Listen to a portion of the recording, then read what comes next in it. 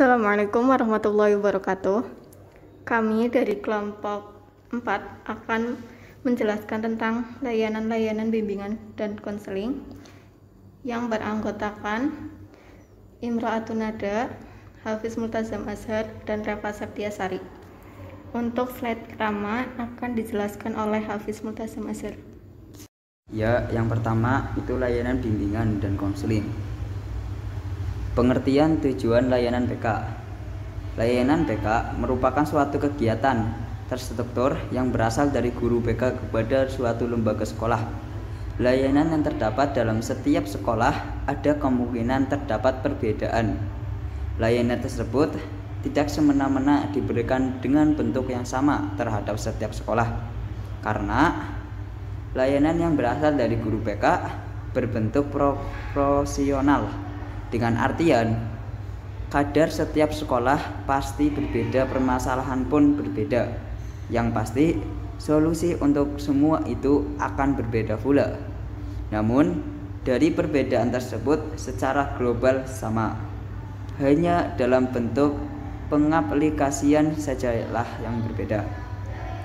Tujuan umum dari kegiatan layanan BK adalah membentuk peserta didik agar dapat mencapai kematangan dan kemandirian dalam kehidupannya, serta menjalankan tugas-tugas perkembangannya yang mencakup aspek pribadi, sosial, belajar, karir secara utuh dan optimal.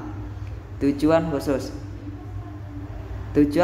layanan BK adalah membantu peserta didik agar mampu 1.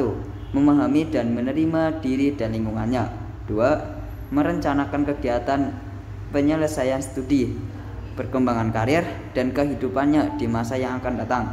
Yang ketiga, mengembangkan potensinya seoptimal mungkin. Yang keempat, menyesuaikan diri dengan lingkungannya. Yang kelima, mengatasi hambatan atau kesulitan dalam kehidupan. Yang keenam, mengaktualisasikan diri secara bertanggung jawab. Jenis-jenis layanan bimbingan konseling. Layanan dasar bimbingan konseling. Layanan dasar bimbingan konseling adalah sebagai proses pemberian bantuan kepada semua siswa melalui kegiatan-kegiatan secara klasikal atau kelompok yang disajikan secara sistematis dalam rangka membantu perkembangan dirinya secara optimal, tanpa membeda-bedakan atau mengkelas-kelaskan permasalahan setiap individunya, seperti layanan dasar bimbingan belajar, karir, dan lain sebagainya. Hal ini dilakukan sebagai bentuk kenetralan dan kedekatan guru BK kepada seluruh peserta didik yang berada di sekolah tersebut. Tujuan pelayanan ini adalah sebagai upaya untuk membantu siswa agar, yang pertama, memiliki kesadaran atau pemahaman tentang diri dan lingkungannya, seperti pendidikan pekerjaan, sosial budaya, dan agama. Yang kedua, mampu mengembangkan keterampilan untuk mengidentifikasi tanggung jawab atau seperangkat tingkah laku yang layak bagi penyesuaian diri dengan lingkungannya. Yang ketiga, mampu menangani atau memenuhi kebutuhan dan masalahnya. Yang keempat, mampu mengembangkan dirinya dalam rangka mencapai tujuan hidupnya. Fokus pengembangan pelayanan dasar dirumuskan dan dikemas atas dasar standar kompetensi kemandirian, antara lain mencakup pengembangan 1. Self-esteem, yang kedua motivasi berprestasi, yang ketiga keterampilan pengambilan keputusan, yang keempat keterampilan pemecahan masalah, yang kelima keterampilan hubungan antar pribadi atau berkomunikasi, yang keenam penyadaran keragaman budaya, dan ketujuh perilaku bertanggung jawab. Sedangkan hal-hal yang terkait dengan perkembangan karir, terutama di tingkat SMP atau SMA, mencakup pengembangan 1. Fungsi agama bagi kehidupan, 2. Pemantapan pilihan program studi, 3. Keterampilan kerja profesional, yang keempat, kesiapan pribadi seperti fisik, psikis, jasmania, rohaniah dalam menghadapi pekerjaan. Yang kelima, perkembangan dunia kerja. Yang keenam, iklim kehidupan dunia kerja. Yang ketujuh, cara melamar pekerjaan.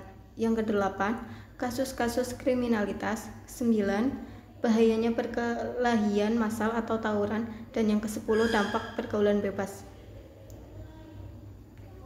Implementasi program pelayanan dasar bisa melalui klasikal, artinya program yang dirancang menuntut guru untuk melakukan kontak langsung dengan peserta didik di kelas secara terjadwal. Selain bimbingan klasikal, ada pelayanan orientasi. Pelayanan ini merupakan kegiatan yang memungkinkan peserta didik dapat memahami dan menyesuaikan diri dengan lingkungan baru, terutama lingkungan sekolah atau madrasah. Untuk mempermudah atau memperlancar berperannya mereka di lingkungan baru tersebut, layanan orientasi bisa dilakukan di sekolah maupun di luar sekolah.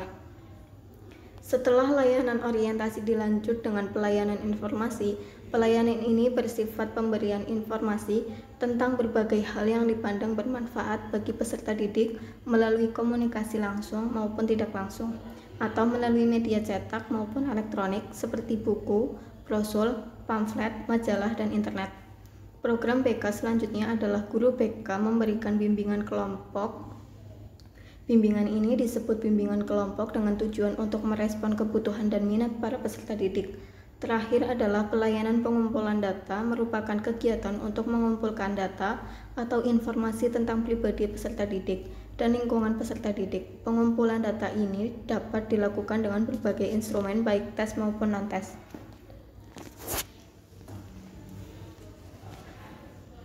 Layanan responsif. Layanan responsif merupakan pemberian bantuan kepada siswa yang menghadapi kebutuhan dan masalah yang memerlukan pertolongan dengan segera. Sebab jika tidak segera dibantu dapat menimbulkan gangguan dalam proses pencapaian tugas-tugas perkembangan.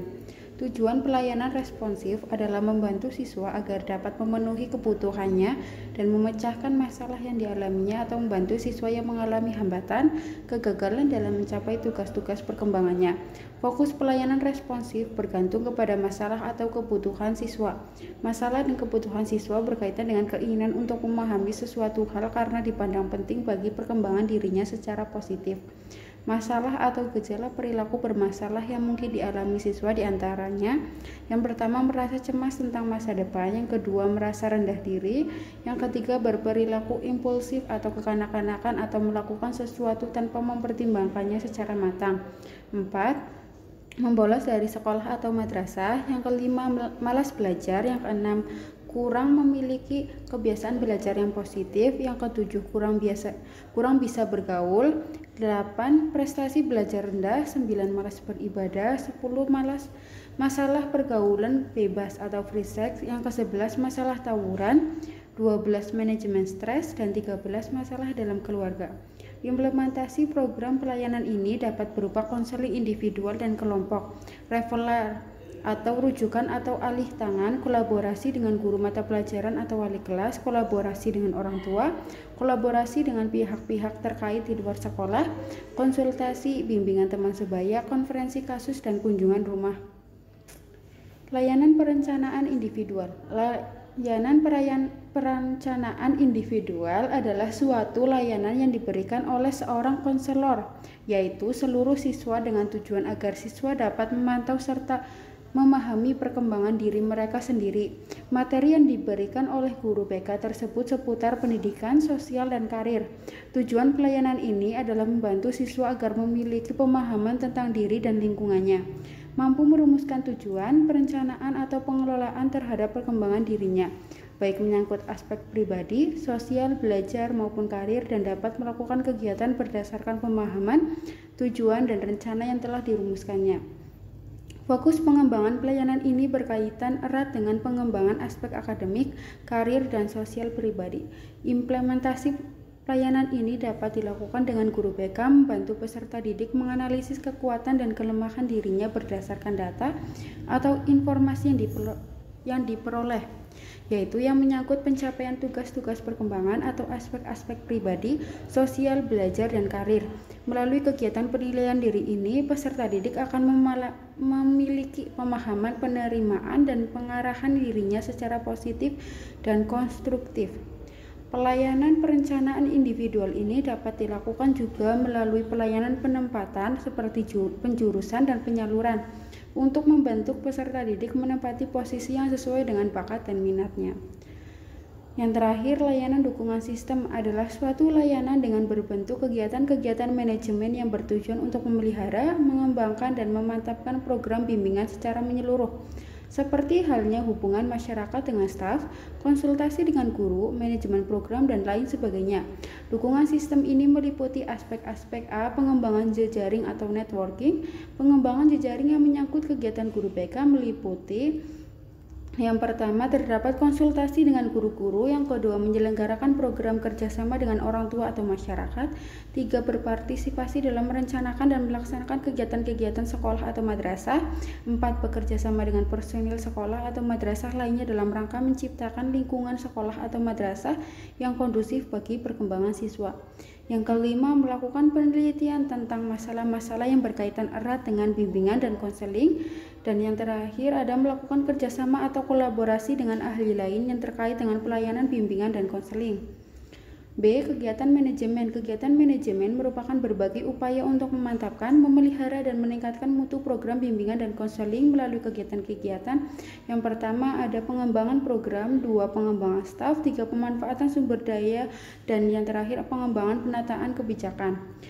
C. Riset dan pengembangan. Kegiatan riset dan pengembangan merupakan aktivitas guru BK yang berhubungan dengan pengembangan profesional secara berkelanjutan, meliputi: yang pertama, merancang, melaksanakan, dan memanfaatkan penelitian dalam bimbingan dan konseling untuk meningkatkan kualitas layanan bimbingan dan konseling sebagai sumber data bagi kepentingan kebijakan sekolah dan implementasi proses pembelajaran, serta pengembangan program bagi peningkatan unjuk kerja profesional guru BK. 2. Merancang, melaksanakan, dan mengevaluasi aktivitas pengembangan diri guru BK profesional sesuai dengan standar kompetensi guru BK.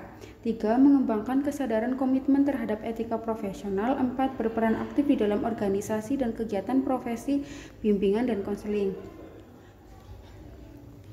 Sekian presentasi dari kelompok 4, kurang lebihnya mohon maaf. Wassalamualaikum warahmatullahi wabarakatuh.